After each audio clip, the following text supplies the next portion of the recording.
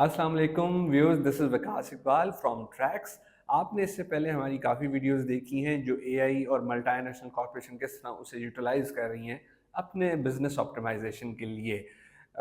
आज की वीडियो है एआई और डोमिनोज के बारे में। आपने पिज़्ज़ा तो खाया ही होगा और डोमिनोज से भी पिज़्ज़ा कभी ना कभी खाया होगा, लेकिन आज की वीडियो में जो यूनिक इन्फॉर्मेशन आप तक पहुंचेगी, डॉक्टर अथरा में बताएंगे कि एआई किस तरह से यूनिक है, किस तरह से इसने खुद को डिस्टिंग्विश किया हुआ है। तो sir, welcome to the show. Thank you. Sir, आप बताएं कि डोमिनो किस तरह से यूनिक या डिफरेंट हो गया है अपने कंपैटिटर से बाय यूटिलाइजिंग एआई। ये कर क्या रहे हैं एआई में? पहले मैं व्यूअर्स को थोड़ी-सी हिस्ट्री बताता चलूँ और थोड़ा-सा इनका बिज़नेस का जो बैकग्राउंड। जी, डोमिनोज़ एक पुरानी चेन हो चुकी है वर्ल्ड वाइड पिज़्ज़ा में और काफ़ी पॉपुलर है ये। 85 से ज़्यादा मार्केट्स में ऑपरेट करती है और more than 350,000 pizzas per day. 2017-18 में 3 सवा 3 लाख के करीब 3 लाख के करीब थे, तो इस वक़्त एस्टिमेशन ये है कि साढ़े 3 लाख से भी ऊपर, शायद 4 लाख के करीब ही हों, पर डे पिज़्ज़ाज़ ये सेल करते हैं। तो और इनके जो स्टोर्स हैं वो अराउंड 50,000 से भी शायद तजावुज़ कर गए हैं, 50,000 से भी ज़्यादा स्टोर 50,000। 50,000 से ज़्यादा डोमिनोज़ के स्टोर्स हैं और मैंने बताया 85 से ज़्यादा मार्केट्स में ये ऑपरेट करते हैं। राइट। अच्छा, डोमिनोज़ क्योंकि फ़ास्ट फूड इंडस्ट्री में है और फ़ास्ट फूड इंडस्ट्री में आपके ज़हन में ये बात बड़ी क्लियरली होनी चाहिए कि जो कस्टमर्स होते हैं वो बड़े फ़िकल सा उनका बिहेवियर होता है। वो अगर उनको क्वालिटी या कंसिस्टेंसी या स्पीडीली डिलीवर ना हो फूड या उनको ना मिल सके फूड, तो वो कंपेटिटर्स पे या राइवल्स पे शिफ्ट हो जाते हैं। डोमिनोज ने सबसे पहले जो अपने डिजिटल टेक्नोलॉजीज का यूज़ किया उसमें इसने ये किया कि उसने सारे डिजिटल प्लेटफॉर्म से ऑर्डरिंग का सिस्टम इंट्रोड्यूस किया। फॉर एग्जांपल सोशल मीडिया से, आप फेसबुक से, ट्विटर जो अब एक्स कहलाता है इससे, इसके अलावा टेलीफोन से, इसके अलावा आपकी वो जो अमेजोन एको है, स्मार्ट वॉचेज़ हैं, स्मार्ट टीवीज़ हैं, इनसे आप ऑर्डर कर सकते थे। उन्होंने इतना यूनिवर्सल, इसका यूबिक्विटस ये चैनल बना दिया ऑर्डरिंग का कि आप किसी भी डिजिटल टेक्नोलॉजी को यूज़ करके पिज़्ज़ा ऑर्डर करते हैं और बहुत सारे बड़ी हैवी नंबर पे जो थे उनके जो क्लाइंट्स थे, उन्होंने ये ऑर्डर करना शुरू किया पिज़्ज़ा को। उसके बाद ये हुआ कि इन्होंने ये सोचना शुरू किया कि हमारा जो प्रॉब्लम है वो यही है कि हमारा जो कस्टमर है वो शिफ्ट ना करे स्पीड की वजह से और क्वालिटी की वजह से, कि हम स्पीड में थोड़ा लैग कर जाएँ या हमारी क्वालिटी की कंसिस्टेंसी जो है वो वेरी कर जाए। क्योंकि जब आप इस तरह थाउज़ेंड्स ऑफ स्टोर्स ऑपरेट करते हैं अक्रॉस द वर्ल्ड, तो आपको स्टैंडर्डाइज़ेशन ही आपकी पहचान होती है ना, कि पिज़्ज़ा जो न्यूयॉर्क में मिल रहा है वैसे ही लाहौर में मिल रहा हो, वैसे ही दिल्ली में मिल रहा हो, वैसे ही सिंगापुर में मिल रहा हो, वैसे ही टोक्यो में हो, वैसे ही सिडनी में हो, वैसे ही हांगकांग में हो, राइट? तो ये बड़ा इंपॉर्टेंट होता है मल्टीनेशनल या ट्रांसनेशनल जो चेन्स ऑपरेट कर रही होती हैं उनके लिए। तो इनका जो सबसे बड़ा चैलेंज था वो ये था कि ये उसको एनवायरनमेंट फ्रेंडली तरीके से एक तो भेजें कस्टमर के डोर स्टेप पे, दूसरा स्पीडीली भेजें और कंसिस्टेंसी जो है इनकी क्वालिटी के अंदर कंसिस्टेंसी हो। ये 3 चीज़ें इंपॉर्टेंट थी। तो ये है बेसिकली कि डेटा को इकट्ठा करना इन्होंने उसके लिए शुरू किया, डेटा एनालिटिक्स शुरू किया और टेक्नोलॉजीज़ को इंटीग्रेट करना शुरू किया ओवरऑल अपने बिज़नेस मॉडल के अंदर। अच्छा, पहली बात तो आपने ये बता दी कि ये अपने कंपेटिटर से डिफरेंट इस तरह से हो गए कि इन्होंने जो मल्टीपल एप्स हैं उनको ऑनलाइन ऑर्डर के लिए स्ट्रीमलाइन कर मल्टीपल दिया। चैनल्स को, मल्टीपल चैनल्स। सोशल मीडिया से, ऐप से, स्मार्ट राइट। टीवी से, स्मार्ट अच्छा, वॉचेस से। दूसरा इन्होंने क्वालिटी मेंटेन रखने पे भी फोकस किया और एनवायरनमेंट फ्रेंडली होने पे भी इन्होंने फोकस किया। बिल्कुल। लेकिन इसके अलावा इनके क्या यूनिक फीचर्स हैं रिलेटेड टू एआई जो अब तक हमने बाकी जो डिस्कस की जी। केसेस में, लेट्स से मैकडॉनल्ड्स है, कोका कोला है, उसमें हमें नजर नहीं आए? देखिए, इनका जो सबसे इम्पोर्टेंट फीचर जो इन्होंने शुरू किया, वो इन्होंने एआई बेस्ड टेक्नोलॉजी थी जो कंप्यूटर विज़न के ज़रिए, उसका नाम है पिज़्ज़ा चेकर।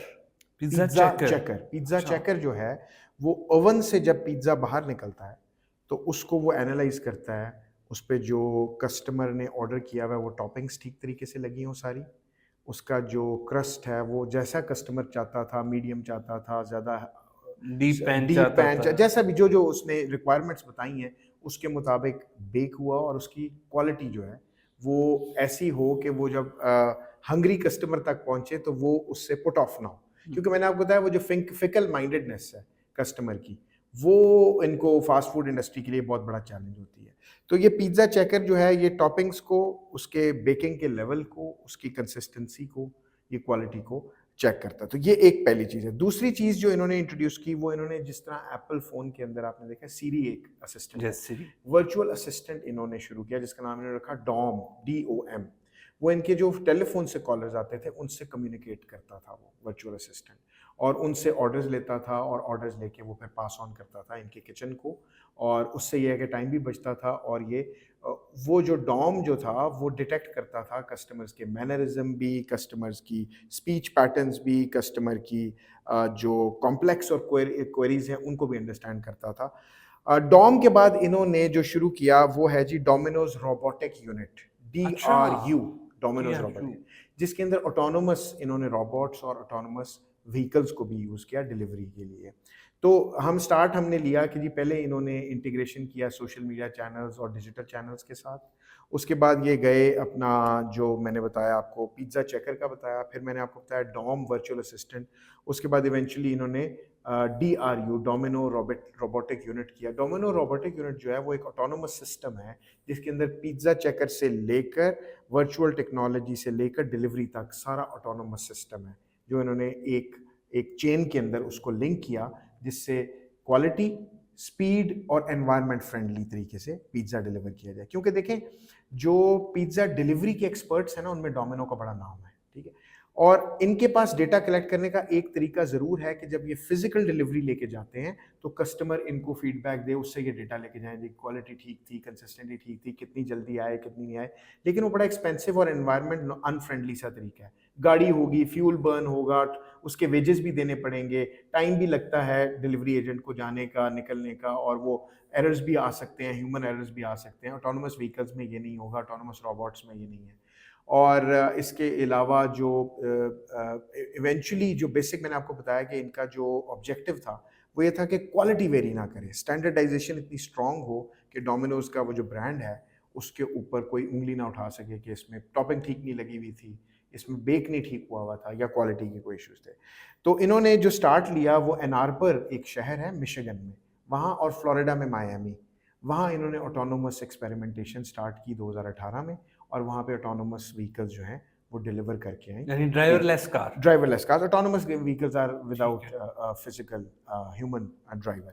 वहाँ पे इन्होंने किया। पिज़्ज़ा चेकर जो था वो इन्होंने ड्रैगन टेल सिस्टम, एक टेक्नोलॉजी की कंपनी है, उसके साथ मिलके बनाया था, जिसमें मैंने आपको बताया विजुअल रिकग्निशन की, एआई और डी मशीन लर्निंग और एआई के वो जो एल्गोरिदम्स यूज़ करता है, जिससे वो डिटेक्ट करता है पिज़्ज़ा की कंसिस्टेंसी और पिज़्ज़ा की quality.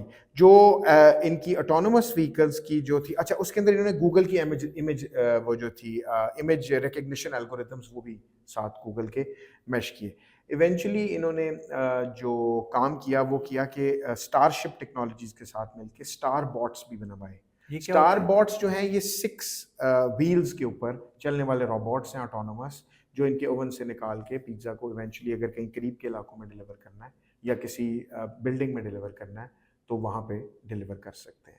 So this is eventually यानी एक इन्होंने इनबाउंड कॉल सेंटर खत्म कर दिया, जी, एआई खुद ही वो वीए था, वर्चुअल असिस्टेंट था, वर्क। डॉम, ठीक है। और वो डीआरयू के साथ इंटीग्रेट किया, डीआरयू के साथ। डोमिनो और रोबोटिक दूसरी यूनिट। तरफ इन्होंने अपने ह्यूमन रिसोर्स को स्मार्ट किया by adding the digital human resource, yes, digital resource हाँ वो जो विद रोबोट्स एआई, हैं, वो जो रोबोट्स हैं। जी, और सो ऑटोनोमस व्हीकल्स तो वैसे सर ये चीजें तो मैकडॉनल्ड कोका कोला ने भी नहीं की, नहीं की, तो राइट? इन्होंने I think they have done something really remarkable. तो इससे इनके रिजल्ट्स क्या हैं? देखिए, रिजल्ट सबसे बड़ा तो ये है कि कस्टमर्स आप लूज नहीं किए, अच्छा। आपकी कस्टमर बेस बढ़ती जा रही है, कंसिस्टेंसी के साथ, क्वालिटी के साथ आप डिलीवर कर रहे हैं अपने पिज़्ज़ाज़ को। इसके अलावा आपकी रिजेक्शन रेट्स कम हो गए हैं, आपके एनवायरनमेंट फ्रेंडली तरीके से वो जो ऑटोनोमस व्हीकल, वो भी यूबिक्विटस नहीं हुआ है, वो हर जगह अप्लाई नहीं हो गया है, पूरा अमेरिका भी नहीं हो रहा कोई भी, तो कुछ पॉकेट्स हैं।